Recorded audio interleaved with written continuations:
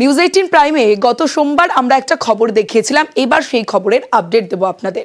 ভাঙড়ে গুলি চলে, জাহির পুরকাইত বাইকের উপর বসেছিল, সেই সময় তাকে গুলি করা হয়, আহত হয় জাহির।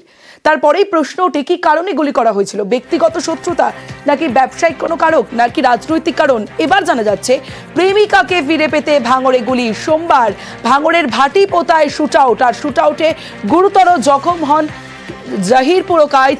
প্রেমিকাকে ফিরে পেতে ভাঙড়ে গুলি। সরাসরি চলে যাব, কল্যাণ রয়েছে আমার সঙ্গে, কল্যাণের থেকে এই ব্যাপারটা পুরো বোঝার চেষ্টা করব।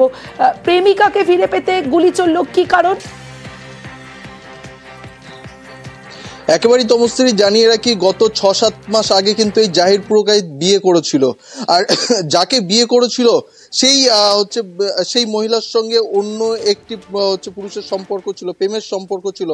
ইনজামামুল নাম পাওয়া যাচ্ছে ইতিমধ্যেই, পুলিশ সূত্রে যে খবর পাওয়া যাচ্ছে এই ইনজামামের সঙ্গে দীর্ঘদিনের প্রেম ছিল এই মহিলার, কিন্তু তার মাঝখানে পড়ে এই জাহির পুরকাইত এই মহিলাকে কিন্তু বিয়ে করে। সেই ঘটনার পর থেকেই এই যে বনগ্রাম এলাকায় জাহির পুরকাইত বা ইনজামাম এদের যে বাড়ি, সেই এলাকা থেকে জাহির পুরকাইত কিন্তু এই ভাটিপোতা এলাকাতেই ঘর ভাড়া নিয়ে এসে থাকছিলেন।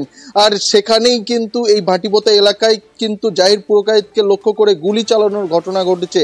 সোমবার ভর সন্ধ্যায় জাহির পুরকাইত যখন বাড়ি ফিরছিল লেদার কমপ্লেক্সের ভিতরে কাজ থেকে, তখনই তাকে রাস্তার মাঝখানে কিন্তু গুলি করা হয়। আর এই গুলি কে করে, মূলত পুলিশ প্রাথমিক তদন্তে নেমে পুলিশ যে বিষয়গুলি খোঁজ করছিল, প্রাথমিকভাবে পুলিশ অনুমান করছিল কোনো রাজনৈতিক কোনো সম্পর্ক আছে কিনা বা কোনো ব্যবসায়িক সম্পর্ক আছে কিনা। যখন পুলিশ এই বিষয়গুলি কোনোটিই পাচ্ছে না, তখন পুলিশ পরিবারের সদস্য এবং আত্মীয় স্বজনদের সঙ্গে কথা বলে জানতে পারে এই যে ইনজামাম বলে যে যুবকের নাম উঠে আসছে, সেই কিন্তু এই গুলি চালানোর পিছনে যুক্ত বলে পুলিশ সূত্র মারফত জানতে পারছে। ইতিমধ্যেই পুলিশ